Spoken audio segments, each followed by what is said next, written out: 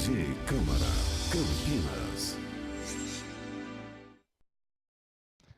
Olá, uma ótima tarde para você que nos acompanha pela TV Câmara Campinas. Nós falamos ao vivo aqui do plenário José Maria Matosinho, onde dentro de instantes começa a primeira parte da reunião ordinária desta quarta-feira. Esta primeira parte que é dedicada ao Dia da Liberdade de Imprensa. Essa é uma iniciativa do vereador Luiz Rossini, que vai presidir esta primeira parte. Vamos acompanhar. Boa tarde, estamos abrindo aqui a primeira parte da sessão ordinária da Câmara do dia de hoje. E dia 7 de junho é comemorado o Dia Nacional de Liberdade da Imprensa. E nós sabemos que tanto a liberdade de imprensa quanto a liberdade de expressão são fundamentais, podemos dizer, pilares indispensáveis para a democracia. E para discorrer sobre esse tema, nós temos mais uma vez a honra e a alegria de poder contar com a presença do jornalista e professor Marcel Cheida. Obrigado por ter aceito o convite e vir aqui partilhar um pouco do seu conhecimento, trazer algumas reflexões importantes para essa data. Queria apenas apresentar melhor o professor Marcel. Marcel Cheida já atuou em vários veículos de comunicação na cidade de Campinas, como o Correio Popular, a TVB Campinas, a Rádio Central. Foi fundador da editora Multisportes e diretor de redação da revista Interesportes. Também foi assessor de comunicação aqui na Câmara Municipal de Campinas. Hoje integra o corpo docente da Faculdade de Jornalismo da Pontifícia Universidade Católica de Campinas, a PUCamp. E é impressionante ver o respeito, a admiração que seus alunos têm por você, né? Hoje você encontrou vários que estão trabalhando aqui na Câmara e todos, né, se referindo de uma maneira muito próxima, amiga, cortês. Isso é legal, né? Saber que marca. Mas, Marcel, eu queria que você já iniciasse falando um pouco, né, do sentido. Hoje a data, que é amanhã, dia 7 de junho, Dia Nacional de Liberdade de Imprensa, né?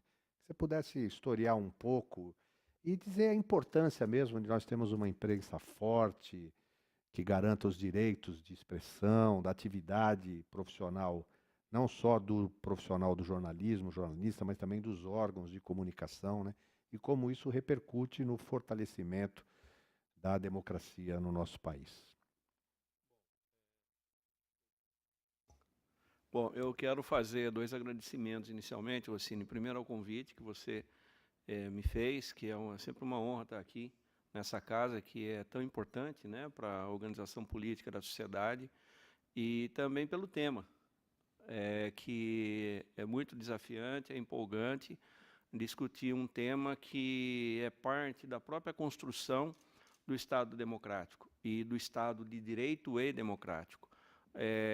Bom, em termos gerais, a liberdade de imprensa nasce com o iluminismo. Nasce já no século XVII o conceito, a ideia, a partir de grandes discussões, e onde que é o berço dessa primeira grande discussão é a Inglaterra, com um escritor inglês, um poeta inglês, o John Milton, que por volta de 1643 vai publicar uma obra muito importante, que é fruto de um discurso que ele faz no parlamento inglês, em defesa da liberdade de impressão. Esse discurso tem o título de Areopagítica, e é uma homenagem ao deus Ares, que era o deus da guerra em Atenas. E por que essa homenagem? Porque no templo de Ares, todo grego tinha o direito de manifestar a sua opinião por um determinado tempo sem sofrer qualquer tipo de intervenção. Então ele tinha plena liberdade para discutir os problemas ali da cidade, da polis, né? Os rumos das guerras, e ele não poderia sofrer nenhum tipo de censura, né?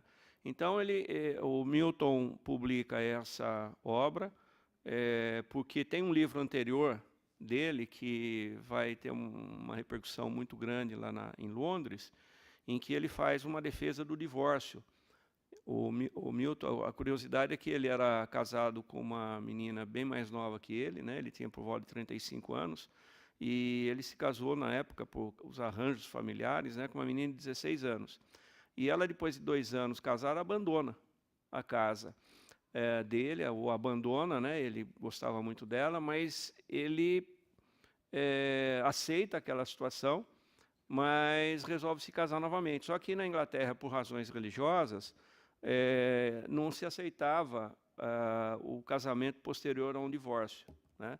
Então ele vai publicar um livrinho pequeno que, de certo modo, vai ser base também para o direito civil que vem posteriormente a definir os direitos conjugais, que ele faz uma defesa, mais ou menos resumindo, né, a defesa da doutrina do divórcio. E esse livro causa uma repercussão muito negativa, principalmente entre os adversários do Milton, né? A Inglaterra estava dividida em segmentos religiosos e os presbiterianos tinham muita força no parlamento. E ele era puritano e os presbiterianos eram adversários dele. Então, os presbiterianos defendem a censura, começar a censurar os livros. Por quê? À época, não havia, claro, né, a indústria da imprensa. À época, a imprensa era, antes de tudo, algo artesanal. Era um sujeito letrado, erudito, que montava uma prensa e um conjunto de tipos, né, a tipografia, e era um trabalho muito artesanal, muito autoral, né? E o Milton já está vivendo o início do iluminismo, em que há um foco em torno da defesa da individualidade. Quer dizer, é uma ruptura com aquela sociedade de forte foco religioso, monarquista, em que a moral não era baseada no indivíduo, e sim na coletividade, a partir do quê? Da autoridade clerical ou da autoridade do rei, que definia o que era certo ou errado. À medida que vai surgir a burguesia na Inglaterra e um movimento em defesa do indivíduo, agora a nova fonte dessa moralidade não é mais o rei e o clero, e sim o indivíduo, inclusive esse que imprime. Então, o Milton vai fazer uma defesa contra qualquer tipo de censura que intervenha ou que interfira e que impeça do sujeito se expressar por meio da imprensa, né? Então, as bases para a liberdade de imprensa começam a se formar, a se configurar aí na Inglaterra, e mais tarde nos Estados Unidos, com a independência norte-americana, em que a primeira emenda proíbe o Congresso norte-americano de deliberar ou votar ou aprovar qualquer tipo de lei que proíba a liberdade, ou que vede, né, a liberdade religiosa e a liberdade de imprensa. Porque o princípio da liberdade de imprensa na formação norte-americana é que os 3 poderes podem se fiscalizar, né? O legislativo fiscaliza o executivo, o judiciário fiscaliza ambos, né? Agora, havia uma grande questão, principalmente pelo Jefferson, que era a seguinte: quem que fiscaliza os 3 poderes? Então, como a imprensa norte-americana foi muito importante na propagação da independência das 13 colônias, né, que eram as colônias inglesas, que vão dar base para a formação dos Estados Unidos, ele encontra na imprensa o grande canal de diálogo entre a sociedade e os poderes políticos.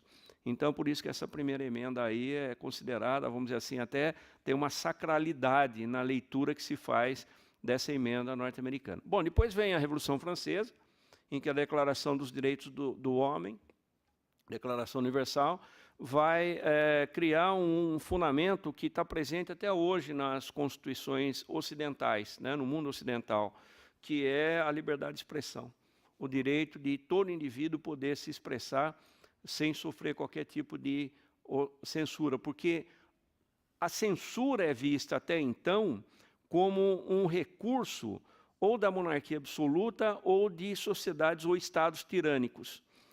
E no estado tirânico ou na monarquia absoluta, o indivíduo não tinha vez.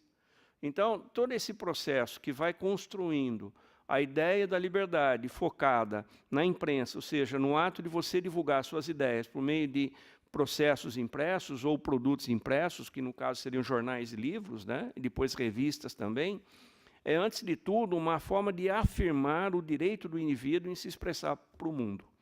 É claro que com a Revolução Industrial, vai surgir a indústria do jornal, né, a indústria editora, que vai reclamar para si o direito de liberdade de imprensa, porque agora não é mais aquele indivíduo que o Milton defendia na Inglaterra. Agora é uma organização, né, econômica, industrial, que vai reclamar o direito de poder imprimir aquilo que ela entender, né, ser de sua autonomia, e que o governo não interfira por meio da censura, né? Agora, é claro que, ao longo da história, nós vamos ver muito conflito, muito embate, porque a liberdade é, antes de tudo, um estado, é uma condição, né? Você está vivendo a liberdade ou não, em determinados momentos. A liberdade, portanto, vai ser construída no âmbito filosófico, ético e político. Basicamente, aí, é da política que vai derivar a liberdade econômica e outros tipos de liberdade de organização social, e na formação do próprio Estado de Direito contemporâneo, em que a democracia passa a ser parte, né, da formação desse Estado, principalmente nas sociedades ocidentais.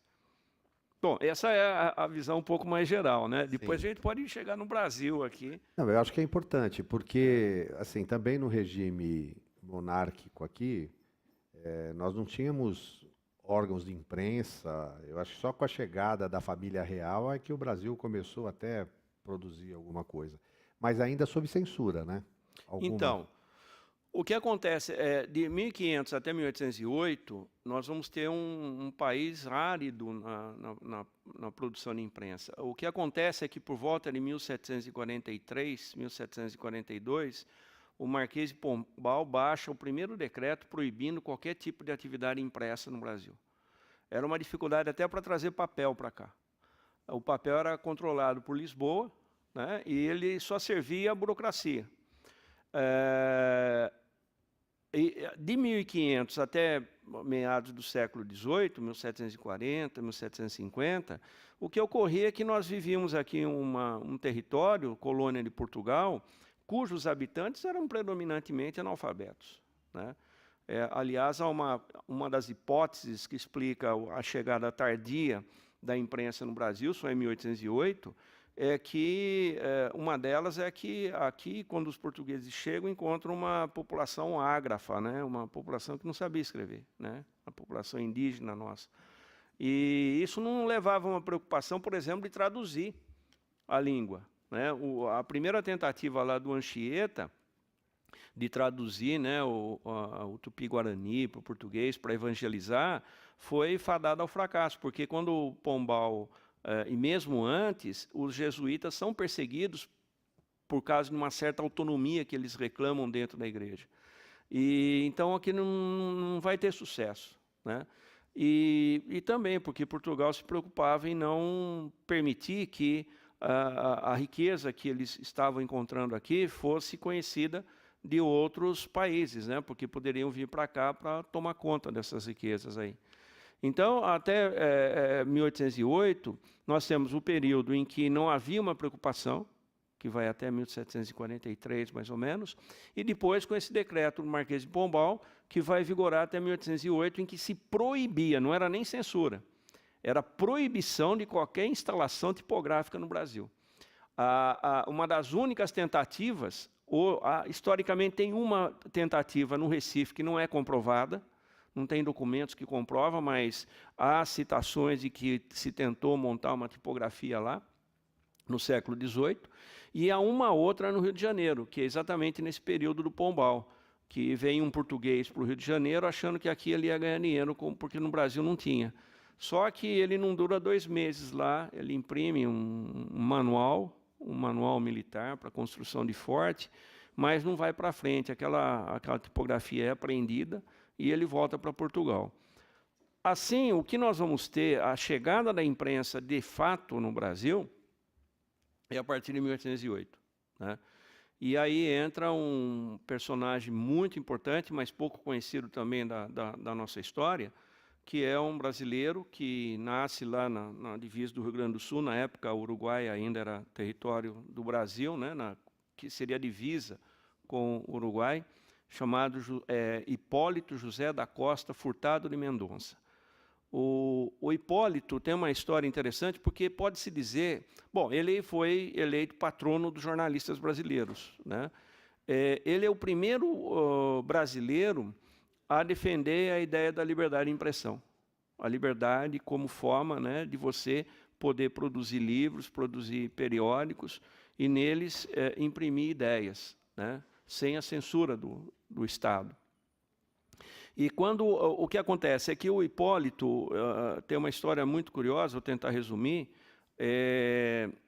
Ele vai estudar, ele é um sujeito precoce, falava vários idiomas, ele vai estudar em Coimbra, e, dado o talento dele, muito novo, com 23, 24 anos de idade, ele já se forma, e ele repercute, né, o talento dele na corte portuguesa, que o contrata e manda ele, em 1798, a ficar um tempo nos Estados Unidos para colher o máximo de informação sobre as modernas tecnologias utilizadas nos Estados Unidos nas várias áreas.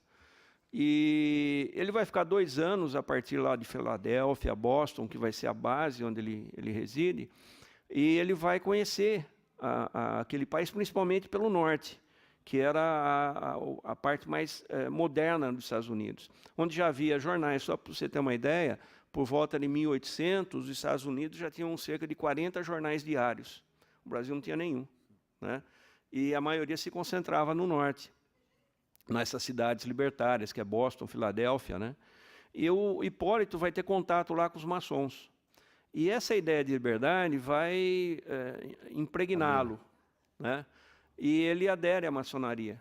Lá. Quando ele volta para Portugal, ele faz os relatos dele, infelizmente, ainda não conseguimos. Há uma biografia extensa dele, com trechos desses relatos, o que vai mostrar que ele foi o primeiro grande repórter que o Brasil tem, né? Por isso que ele é considerado o patrono dos jornalistas. E esses relatos que vão lá para Portugal, muito recentemente, os pesquisadores estão se debruçando sobre ele para tentar publicá-los, né? Nós não temos todos os relatos publicados ainda, né? E ele, no entanto, vai para Portugal. Em Portugal, ele vai ser denunciado por participar da maçonaria. No período em que ele é contratado, olha que puta emprego, né? Na época, depois que ele volta dos Estados Unidos, para comprar livros na Europa para a Biblioteca Real, em Lisboa. Então, o trabalho dele era isso, era visitar as capitais europeias e comprar livros para levar para a Biblioteca Real. Só que ele é denunciado, e ele vai responder à Inquisição, pela adesão à maçonaria. E em 1805 ele consegue fugir da cadeia, né? E ele vai se estabelecer em Londres. Como ele era reconhecido pela participação na maçonaria de linha inglesa, ele vai ser protegido pelo chefe da maçonaria na Inglaterra, que é o Duque de Sussex, que era irmão do rei na época. E o Hipólito vai trabalhar de 1805 até 1808, dando aulas de português, traduzindo textos, né? E sendo mantido também com o dinheiro da família dele, que o pai dele era fazendeiro, tinha dinheiro, né? Em 1808, como ele tinha um excelente contato com a diplomacia portuguesa lá na Inglaterra e também com a diplomacia inglesa, ele toma conhecimento da fuga da família real de Lisboa, né? A partir de novembro, vai chegar aqui em fevereiro, lá na Bahia, e depois desce para o Rio de Janeiro. Ele fica sabendo, e ali ele tem a ideia de criar um periódico para circular aqui no Brasil e em Portugal, para ele defender as ideias, que eram as ideias iluministas que não tinham chegado ainda em Portugal. Então, a ideia de liberdade, a ideia do indivíduo, né? E ele vai criar a primeira publicação a partir de Londres. Ele vai produzir essa publicação de 1808, de junho de 1808 até novembro de 1823, todos os meses, ele que vai montar... 1822, me desculpe, ele morre em 1823. Até novembro de 1822, ele publica mensalmente o Correio Brasilense ou o Armazém Literário, que é o nome que ele dá. É uma revista que tinha, um formato de revista que tinha em torno de 120, 130 páginas, com diversas editorias, E nessas obras que chegavam, num primeiro momento, Portugal não deu muita atenção para isso aí, mas num segundo momento censurou. Então, essa obra chegava tanto em Lisboa como no Brasil clandestinamente, né?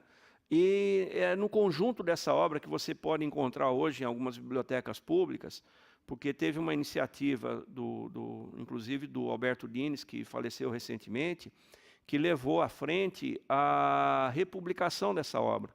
Então, tem algumas bibliotecas ou na imprensa oficial você consegue essas obras, né, reproduzidas.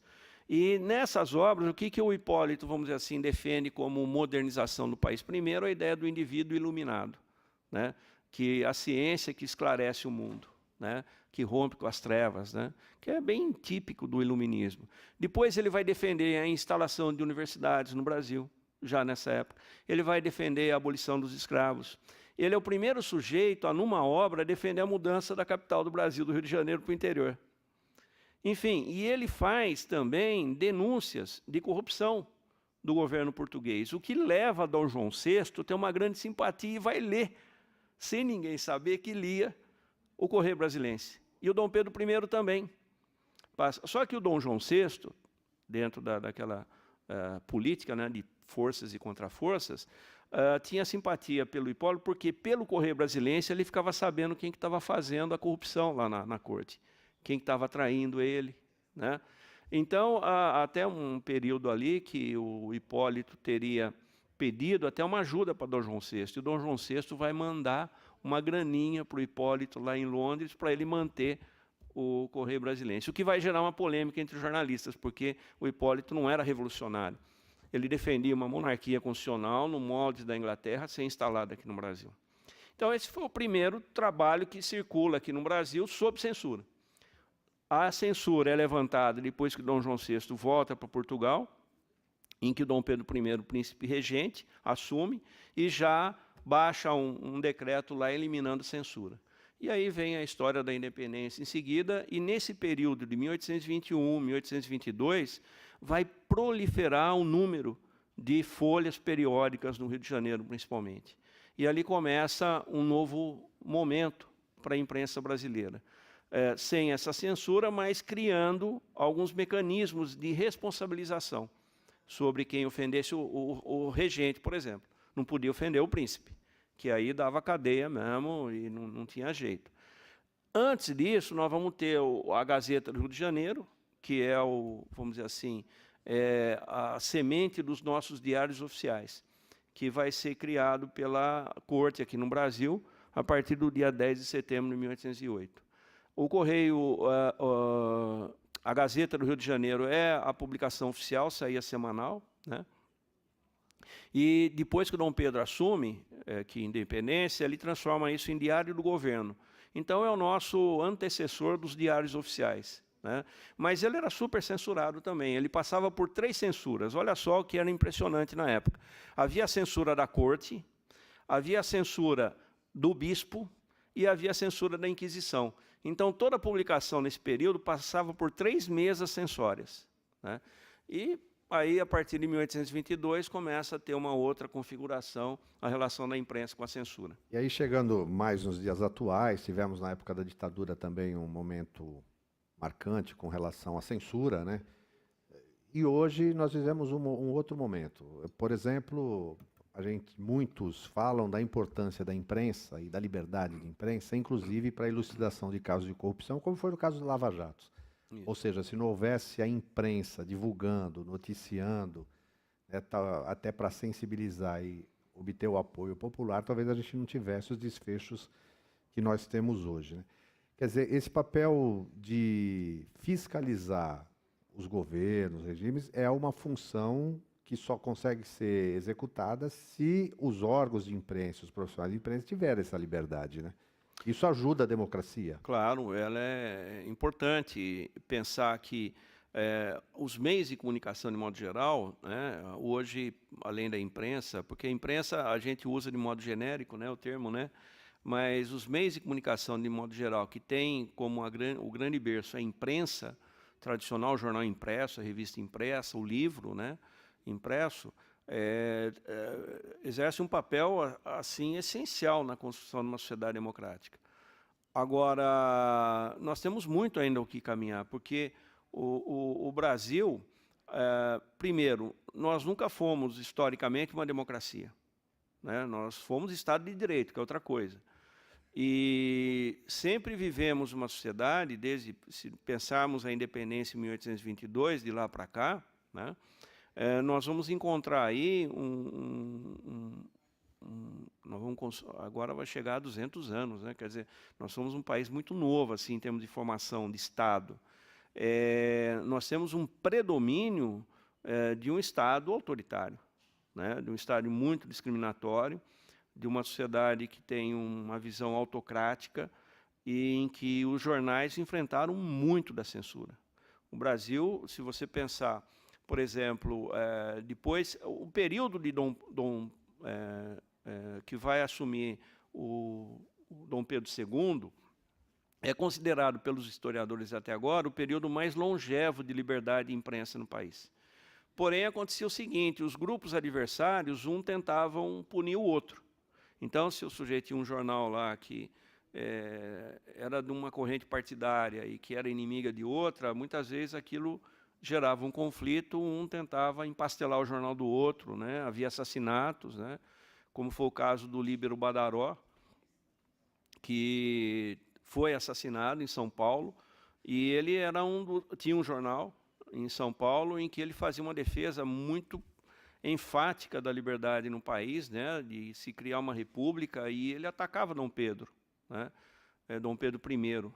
E ele seriam simpatizantes de Dom Pedro I que teriam feito atentado contra ele, né? E ele morre em função desse atentado. E nós vamos ver também outras perseguições, por exemplo, não podia mexer com o rei ou com o imperador, porque senão sempre tinha aqueles, os sabujos, né? Os vassalos que iam lá e empastelavam o jornal, perseguiam e até matavam. Agora, é impressionante como nos dias de hoje é muito comum a gente ver algumas iniciativas, principalmente para os governantes de plantão, de quererem editar lei de imprensa, quer dizer, restringir ainda mais. Então, para falar dos tempos atuais, a Constituição de 88 é bem clara nesse aspecto aí. Mas a base da Constituição de 88 é a liberdade de expressão. Então, é muito mais universal e é muito mais fundamento para que ocorra a liberdade de imprensa. O que a Constituição também promove é a chamada livre iniciativa, o empreendedorismo, a livre iniciativa. Então, o que nós temos, no entanto, são alguns fundamentos constitucionais, princípios constitucionais, que precisam se materializar de uma forma um pouco mais convincente na sociedade brasileira. Nós somos muito mais herdeiros da censura do que da liberdade de expressão. Tanto que hoje nós estamos vendo aí no mundo digital a intolerância das pessoas em relação à opinião divergente, né? Quer dizer, as redes sociais potencializam esse sentimento autocrático, esse sentimento de tribo, né? Em que eu não aceito a diversidade. Eu me identifico com a minha tribo, fora dela não existe mundo, né? Ou o mundo é demoníaco. Está muito dentro desse modelo. E o que ocorre é que as próprias pessoas agem de forma autocrática, né? Potencializando esse sentimento por meio das redes sociais.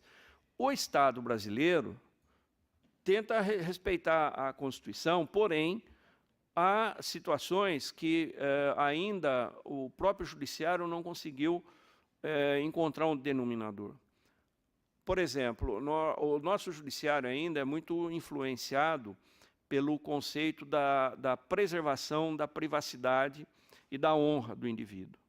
Então, tem um caso aí que é conhecido, né, do jornal Estado de São Paulo, que começou a fazer uma série de reportagens há alguns anos sobre desvios de dinheiro, sobre casos de superfaturamento que envolviam um dos filhos do José Sarney, né, do ex-presidente.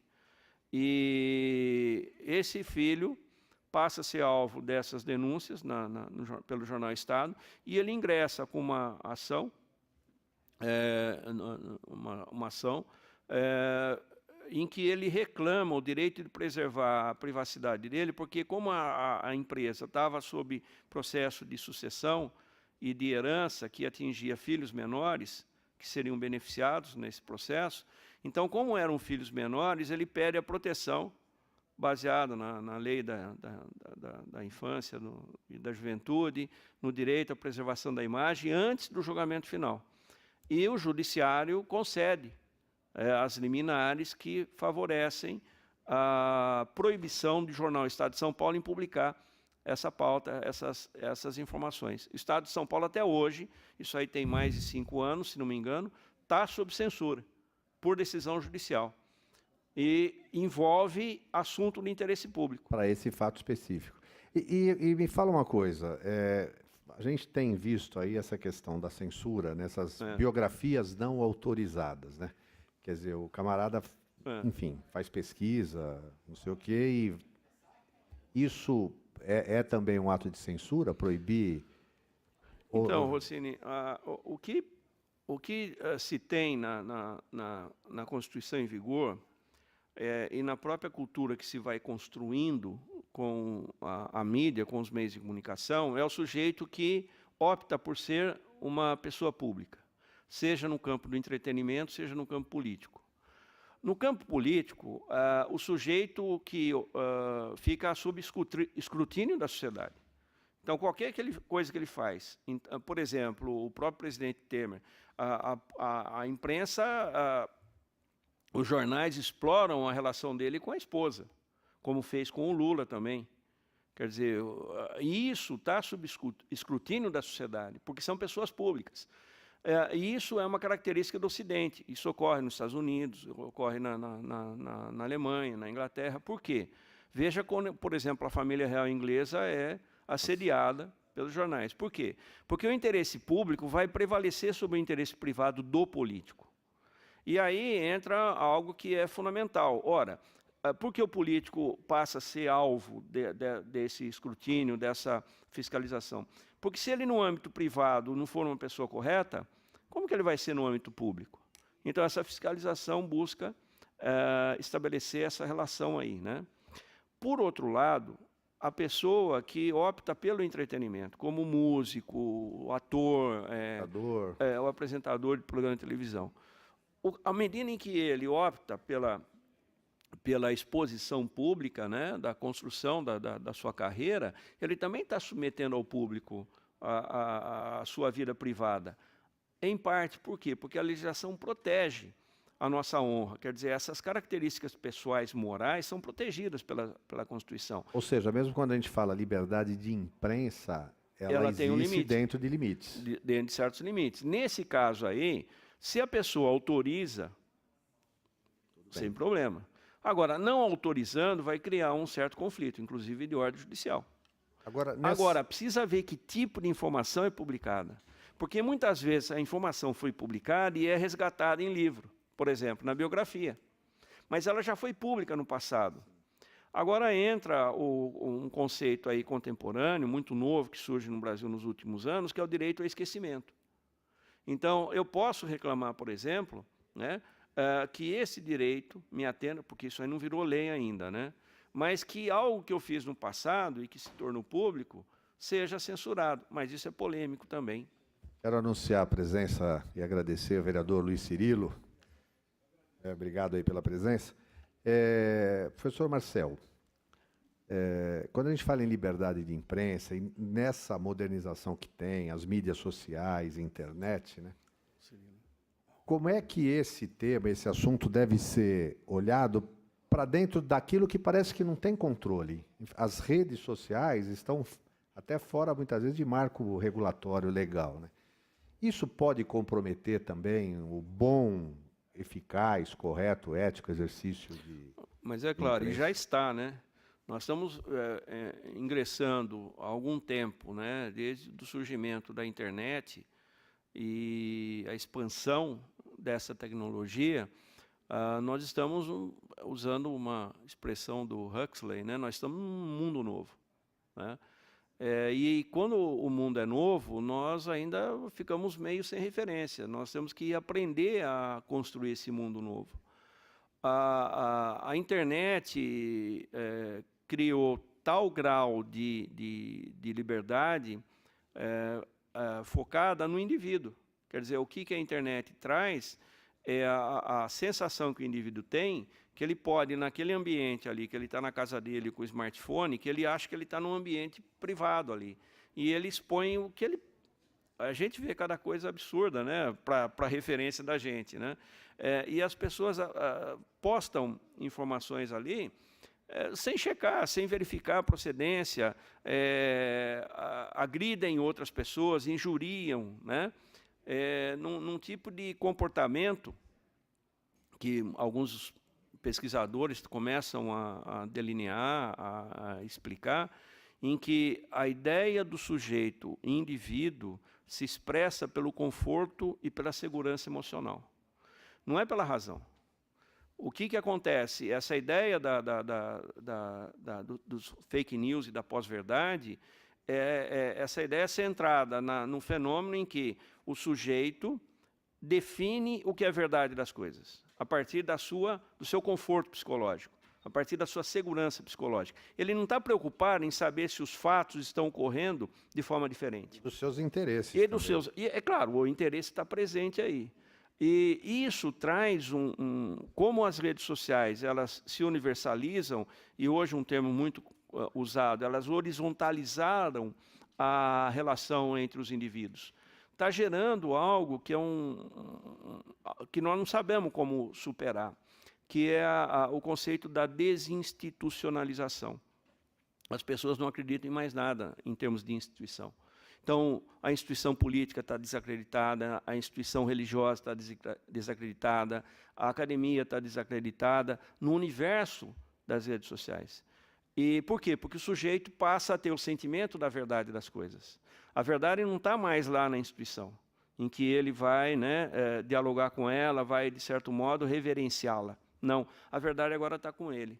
Então, mesmo que você, muitas vezes, como ocorre, narre um fato que seja procedente, que seja importante e foi bem apurado, esses indivíduos não vão acreditar naquela narrativa.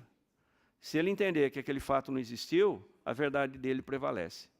E isso vai, de certo modo, né, adquirir vamos dizer assim, uma universalização com dois fenômenos recentes, que é a eleição do Trump, nos Estados Unidos, e com o Brexit, com aquela saída da Inglaterra do mercado comum europeu, em que houve uma disseminação de informações inventadas de tal maneira que aquilo foi ao encontro, de certo modo, numa expectativa de boa parcela da população já descontente com o Estado político e que vê naquele tipo de informação falsa algo que vai aliviar aquele seu temor psicológico em relação ao mundo. Então, a informação que é criada, que é inventada, vai ao encontro dessa expectativa, ou seja, dessa dimensão psicológica do indivíduo, que está, de certo modo, já desmotivado com aquilo que está acontecendo no mundo.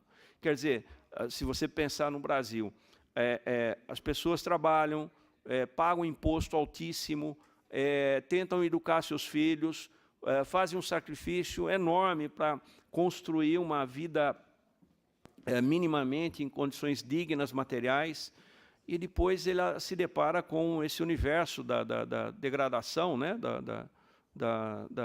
do mundo político, como está acontecendo recentemente. Quer dizer, no que ela vai acreditar, né? Amanhã, 7 de junho, Dia Nacional de Liberdade da Imprensa, né, que trouxemos hoje o professor Marcel Seida, jornalista, para falar um pouco sobre esse tema. Umas reflexões sobre o significado, a importância da liberdade da imprensa, inclusive trazendo para esse mundo, para esse novo mundo, que admirável mundo novo, né? Vereador Luiz Cirilo, com a palavra para fazer alguma observação ou questionamento. Pois não, eu quero inicialmente cumprimentá-lo. Vereador Rossini, que preside nessa casa uma das comissões mais importantes do século XXI, que é a Comissão de Meio Ambiente, de uma cidade como Campinas, de uma cidade complexa, que tem inúmeras demandas. O senhor tem, na medida que vem desenvolvendo o seu trabalho, adquirindo cada vez mais o meu respeito. e, por que não dizer, da população de Campinas. É um vereador extremamente atuante, responsável, e que não fica restrito apenas ao tema em que nós, vereadores, o elegemos como presidente da Comissão de Meio Ambiente. E hoje é exatamente o momento que nós pontuarmos. O senhor pega uma data comemorativa, amanhã nós comemoramos o Dia Nacional da Liberdade de Imprensa, e traz um expoente aí do jornalismo, que é o professor Marcel Cheida, que eu tive e tenho o privilégio de conhecê-lo de muitos anos. É um professor de uma disciplina de ética dentro do curso de jornalismo. Então, eu, sem querer perder essa informação que ele vem nos passando ao longo dessa sessão, eu gostaria de fazer uma colocação, porque também sou favorável à liberdade de imprensa, desde que ela seja feita com responsabilidade. Eu acho que esse é o grande diferencial, né, de nós não colocarmos mordaças mais, como num passado não muito distante nós tínhamos. Mas aí vem o meu questionamento. Há poucos anos, e se eu tiver qualquer falha de raciocínio, o senhor, na hora das colocações, por favor, entenda. Nós tivemos há poucos anos a desobrigação da formação acadêmica do curso de jornalismo para que os profissionais liberais pudessem atuar. Ou seja, hoje pode-se contratar um cidadão, uma cidadã, com o compromisso de exercer essa pessoa o trabalho de jornalista, sem ela ter feito o curso de graduação. Me perdoe, eu não sei se o senhor entrou dentro desse tema, eu, particularmente, sou contra. Eu acho que há necessidade de uma formação acadêmica, há necessidade de um conhecimento técnico que vem da doutrina e do conhecimento dos professores. Então, a minha pergunta é bastante objetiva. Não seria também esse avanço da modernidade, permitindo que cursos tão importantes como o curso de jornalismo, que não tenha a exigência da formação acadêmica, da graduação, da conclusão do curso científico no período universitário, não seria uma irresponsabilidade, ou nós não estaríamos colocando no mercado, às vezes, profissionais que não tiveram esse conhecimento técnico, e esses profissionais estarem, amanhã ou depois, exercendo uma atividade com informações aí sem a responsabilidade que a ética do jornalismo exige. Então, fica essa colocação, esse momento para uma reflexão sobre esse tema. Me perdoe se não era... O senhor estava num processo de reflexão muito mais avançado, eu voltei aí para Mas fica aqui minhas colocações e meus cumprimentos ao trabalho que o senhor vem desenvolvendo à frente do curso de jornalismo. Obrigado, vereador Cirilo. Pertinente, sim. Eu acho que é um ponto para ser pensado e refletido. Professor Marcel. Bom, vereador Cirilo, primeiro quero agradecer as palavras gentis aí, né? E também respeito é recíproco, né? Mas vamos lá a questão. Primeiro, no Brasil, há uma característica que vem aflorando cada vez mais, que é um certo descrédito da academia, né? A sociedade brasileira, tradicionalmente, o Alberto Dines, o jornalista que faleceu recentemente, sempre dizia que o Brasil precisa ingressar no iluminismo. Ele não ingressou ainda no mundo da ciência e da razão. Nós somos ainda, até alguns autores chamam que é uma sociedade ainda muito mítico-poética, né? É uma sociedade muito da oralidade, não é uma sociedade da grafia, da leitura. Um exemplo disso é que as pessoas não gostam muito de ler nesse país aqui. A formação de jornalista, eu particularmente sou a favor da exigência da formação especializada no jornalismo no Brasil, dada exatamente ao nível que chega o jornalismo em nível mundial e que o Brasil precisa avançar muito, né? Por outro lado, vereador Cirilo, nós temos que distinguir hoje que o jornalismo está muito, vamos dizer assim, visto de uma forma mesclada com a comunicação digital. Então, o sujeito monta um blog, ou monta uma página social, ou via WhatsApp, já divulga informação, e muita gente crê naquela informação, mas aquilo não é jornalismo, né? Aquilo é fruto do imaginário, é fruto do interesse individual da pessoa, é fruto dela querer agredir alguém, né? E hoje nós temos um problema clandestino, aí, um problema subterrâneo, que são a formação desses grupos de hackers que são encomendados para criar as fake news, né? E qual é o grande instrumento de combate ainda? Eu acho que é o bom jornalismo, né? É algo que está se fazendo no mundo todo aí, né? Principalmente no mundo ocidental, é investir mais na qualidade do jornalismo. Agora, eu creio que, eu defendo que a universidade deve ser um fator preponderante para a formação do jornalista, principalmente num país com as nossas características. Portanto, eu sou a favor da exigência da formação universitária e do diploma. Mas há uma questão aí que eu vou tentar encerrar, que é o seguinte, vereador. A liberdade de imprensa ou a liberdade de expressão pressupõe a responsabilidade. Não há nenhuma sociedade organizada politicamente em que a liberdade de imprensa ou de expressão prevalece sobre a responsabilidade. O Brasil tem um ponto de equilíbrio na legislação e na própria, nos próprios princípios constitucionais. Ocorre que isso é uma construção do jogo de forças da própria sociedade. Então, se eu advogo a liberdade de imprensa, eu advogo o direito do sujeito falar qualquer bobagem. Agora, eu posso recorrer à lei para ele responder por aquilo que ele falou e que pode gerar um efeito negativo na vida de alguém. É sempre a posteriori, né? Porque senão a outra saída é a censura. E a censura é uma forma de esconder, principalmente, né, o que o poder faz de errado. Isso, historicamente, está demonstrado. Então, toda censura não é bem vista. Obrigado, professor Marcel. Obrigado também pela participação, vereador Luiz Henrique Cirilo. Infelizmente, temos que estar encerrando, né, porque daqui a pouco vai começar a reunião ordinária da Câmara. Mas quero agradecer mais uma vez, Marcel Cheida, por ter aceito o convite e ter conversado conosco, né, trazer essas reflexões sobre o Dia Nacional de Liberdade de Imprensa, fazendo historiando um pouco, né, a evolução da imprensa no mundo e no Brasil, e ficando claro que nós precisamos preservar isso como um princípio democrático, né, para o nosso Estado democrático, Estado de Direito, mas lembrando que essa liberdade tem que ser exercida com responsabilidade.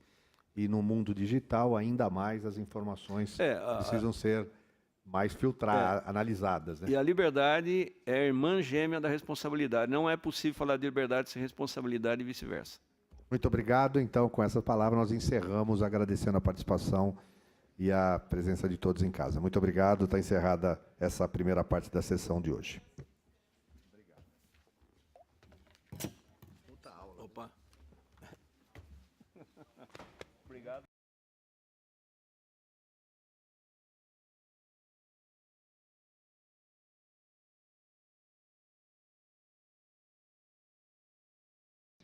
Muito bem, nós acompanhamos a primeira parte desta reunião ordinária, que destacou o Dia da Liberdade de Imprensa, que é celebrado amanhã, dia 7 de junho. Nós ficamos por aqui, lembrando que daqui a pouquinho começa a 34ª reunião ordinária, portanto não saia daí para acompanhar tudo aqui na TV Câmara Campinas. Muito obrigado pela sua audiência, uma boa tarde. TV Câmara Campinas.